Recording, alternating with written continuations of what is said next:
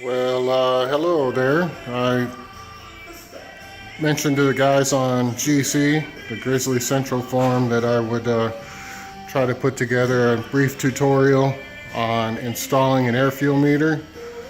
I did offer some background on this on the forum, but essentially, I think I've made a pretty solid case for the fact that if you're running a air fuel meter on a bike or quad, and you're going off manufactured recommended settings, that you're more or less guessing and hoping that they're right, and that in the end you really don't know. And I kind of learned the hard way. I had to send my quad to the shop. It had some excessive smoking. In hindsight, I probably should have guessed that it was running rich, but with all the other known issues with the 16s right now, with around valve seals and dust inhalation, I was fairly convinced that that's what it was. So kind of a blessing in disguise. I was really hoping to do some head work while I was into the machine at the shop there, but the plus side is $100 later they tuned it for me and it's running really good. That being said, I still want to install my own air fuel meter so that I can keep tabs on how this thing's running. Here in Colorado, we ride elevations, from where I live, 6,000 feet, 6,500 feet, up to 13,000 feet on occasion. And on occasion, I also go out to California, and we ride, just about anywhere from the foothills, 2,000 up to 6,000 out there. And, I guess my point being, and time will tell, is that there's not one tune that you can set on your bike or machine. Just like on a carburetor, you'd have to rejet in elevations varying that great.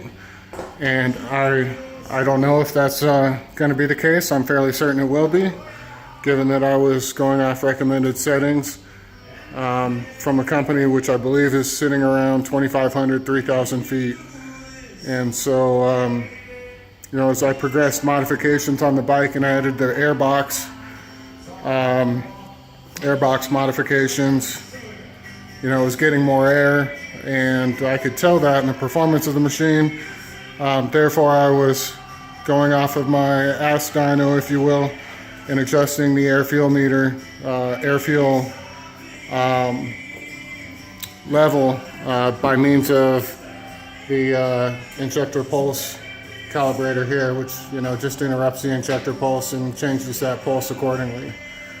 I was quite a bit off, and so it was a bit of a learning experience, and quite honestly, I felt a little silly there at the end, but it is what it is, and it's running good, and that's kind of why I want to keep it running this way. I purchased online this COSO air fuel meter. If you go to COSO North America, you can see they sell a wide variety of gauges, a lot of multi-gauges that do EGT, air fuel, and some other things too. I don't recall what. I think they had some speedometers and things of that nature. Seems to be a popular product for motorcycles more. I've seen a lot of the Harley crowd using them, and I've used some Innovate stuff, and Innovate makes great air fuel meters as well. They're also waterproof, as this one is, but Innovate, they're round meters, they're round dials, and I think this one just lends itself a bit better to installation on my machine. So we'll try to keep you in the camera here. I've been in this box, so it came packaged much better. But you can see we've got a pigtail here. I think that's for the power.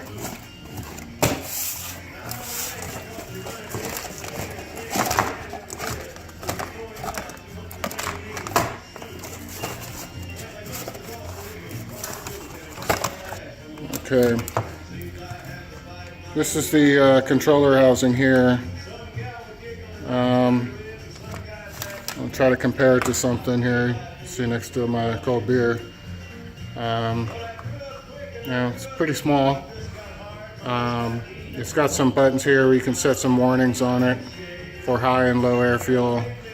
I'm not sure how it reacts when you hit a warning, but the idea is that you would never hit those warnings because you should know where you're at all the time. This here is the cable assembly that will plug into the Bosch O2 sensor. Pretty common piece. Yeah, and Innovate uses these. I think a lot of OEM stuff is this Bosch. So that's pretty typical to find. And then in this package here, you've got a mounting bracket. It's like some stainless hardware. Power tap module. They're junk. Don't use them. You know, this here is the O2 bung that you weld on to the pipe, and the opposite here is the plug that you can screw into the bung when it's not in use. That's an option. As you can see, it's pretty deep, and it's also got flat edges on both sides, and so as you can imagine, we're going to be welding this onto the header pipe. It's not going to sit flush on there. And you've got a couple of options for this. I've done them before. I prefer laying them flat on the pipe and welding and just building a bead around each of the edges where the gap is a little bit wider. And I do that because your O2 sensor has got a fair amount of depth to it. And by trimming this or grinding it to the diameter of the pipe, you're actually setting the sensor into the pipe more, and I don't think that's a bad thing at all. I think that's completely acceptable, but anything into the pipe is also an added restriction. Minimal if you can keep it at the desired depth, but of course the more you go in there, the more restriction it is. I don't see this as a big inhibitor of power. I don't think it's anything serious. And then I guess if you were really concerned about it, you could pull the O2 sensor out, put in the plug, and then the effect is nil. So this is the kit I purchased. It's a little bit snowy. We had a good storm last night. You can see, I don't know if you can see my picnic table out there. Looks like maybe close to 10 inches.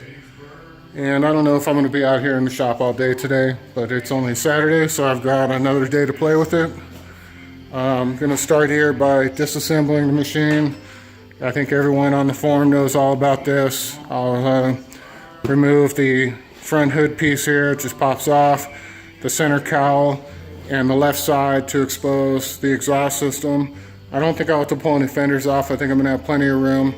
And by the looks of that harness on the air fuel meter, plenty of length. In fact, I'd prefer it shorter. I would trim it, but I'm not sure that impedance difference will mess with the signal and possibly throw the gauge off, and it's not worth the risk to possibly have that outcome.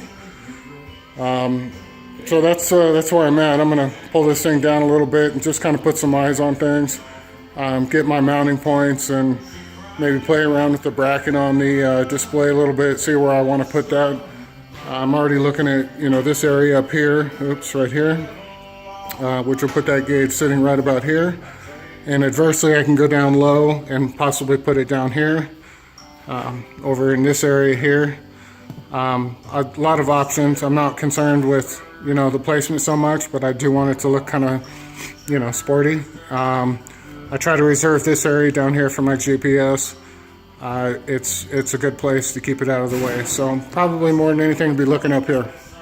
So that's it for now. Next video soon.